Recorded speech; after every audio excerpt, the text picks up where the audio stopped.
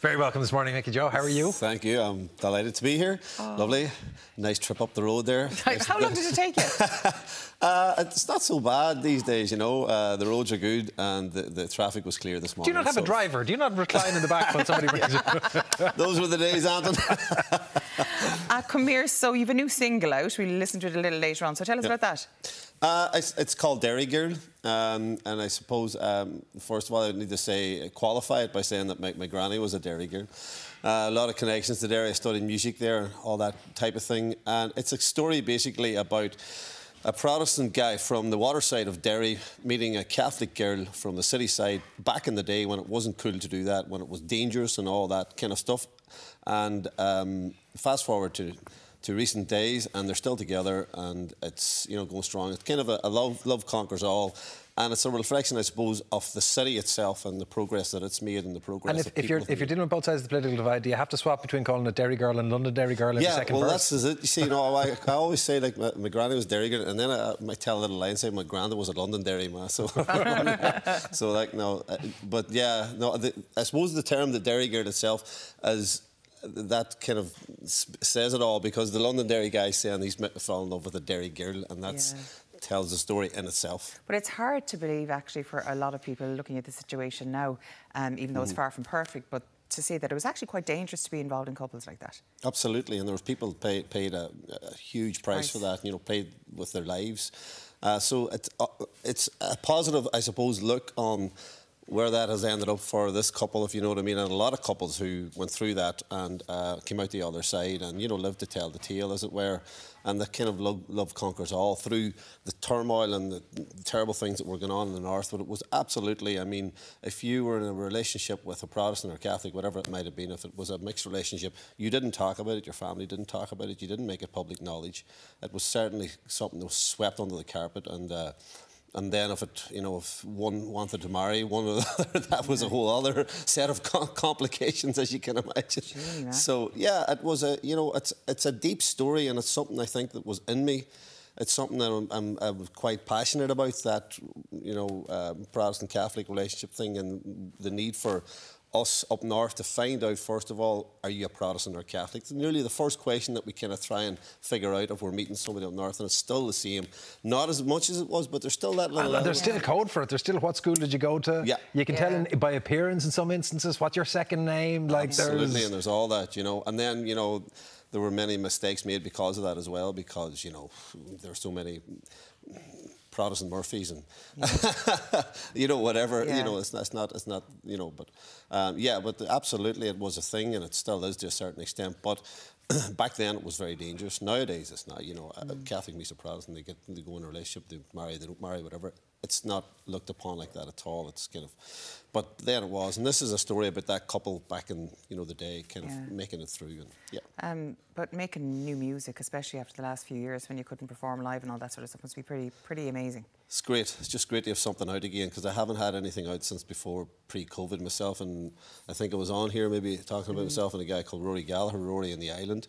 Released a single at Christmas, and it done pretty well. We did a nice little tour around it, and but that's the last thing I've had out. You know, we've done, I think I was on your show, you know, but at home, Skype and Zoom or whatever, and loads of those little things. But to have something that, you know, that you believe in, and that's out and you're passionate about, and it's getting a nice reaction. It's just lovely to be back on the road and in your car and driving and going to do gigs, chatting to people and getting out into, you you know, even if you have to get up at stupid o'clock in the morning to go down on a Sunday.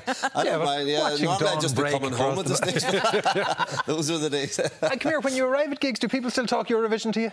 Yeah, absolutely. How can they not? Absolutely. My sister texted me this morning, going, I can't believe you've Mickey Joe Harte and I'm listening to his song now, and we got the words tonight blaring in the car. It's going to follow you everywhere. Do you mind that? No, I don't. You know, there was a time maybe I thought too much about it, let's say, or I looked at, you know, I overthought it, you know, where you would have, you know, thought, oh, this is getting in the way of, you know, because I came from, I suppose, a singer-songwriter background, you know, a rock, whatever, indie acoustic rock. Too cool for you. Yeah, you know, I studied in Ballyfermot out here. I was in one of the original rock school people, you know, way back in the day. So, you know, I had a lot of that going on, and, you know, so I would have been into all that. And then along comes Eurostar, Eurovision, and this song that was completely kind of, you know, left of centre for me. But you kind of go with it, and it was something that I really enjoyed at the time. But yeah, I sort of reflected too much, and I thought, oh, this is getting away, and I might have overlooked it. I might have taken it a bit too serious at the time. But now I just love it. I do a lot of solo stuff now, so it's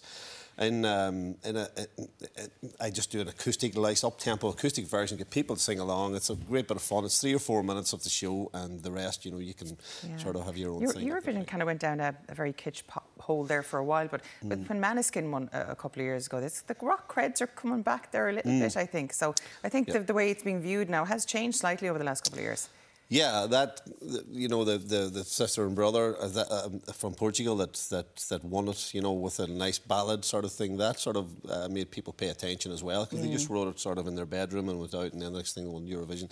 But so it's very hard to know. I mean, I think back in the day there might have been a formula of sorts, or there was certainly more. You could maybe hear a song and say that's a Eurovision type of song, or if you wrote something that was in that, say, oh, that might be one I'll submit to Eurovision or something. But nowadays it's anything and everything. But the last 10 years has been a crapshoot in terms of the style of music that has won it. Total. Absolutely, you cannot determine, and that's a whole challenge for producers and people who write for that thing. So it's. Can I congratulate you on something that I hadn't realised until I was reading up in advance of you coming in?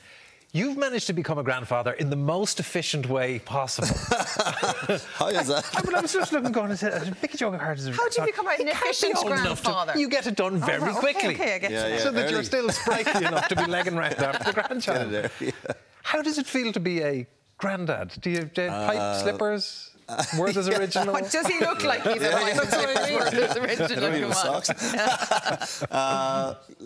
No, listen, it's just something that came along. We started very young, and what age were you when you became a dad? I was 18. Oh yeah, well you did start quite young. It's so we started young. So, but that's very clever. You're 36 and you're able to say you're an adult. You're on your own. I've raised you. That's well. But yeah, it's a nice energy about again. It's nice in our lives to have that kind of buzz again. But it's nice too that you can sort of. At what age is your youngest now? Oh, 17. God. Right. Yeah. That's a nice spread. Yeah. But did you ever think, oh my God, I'm a granddad? Yes. Yeah, because you're like psychologically. I mean, anybody at any age, I think it can be a bit hard if you're a nana or a granddad. Like, yeah, that was the big one. What's he gonna call me? What did you settle on? It's just Grandad, believe it or not. Yeah, Is it? yeah. If it was, I think nanas. If you might get away with that, but I don't know. Yeah. I think there's something maturing about being a granddad. There must be something. I'm sort of. Anton, you don't have to, He's enjoying this. Look at it. You don't have to rub it in, but go on ahead. No, it's enjoyable, and it's just one of those things. Listen, I'm really enjoying it. I have to say, I didn't know how I would react. All's good so far, and it's lovely.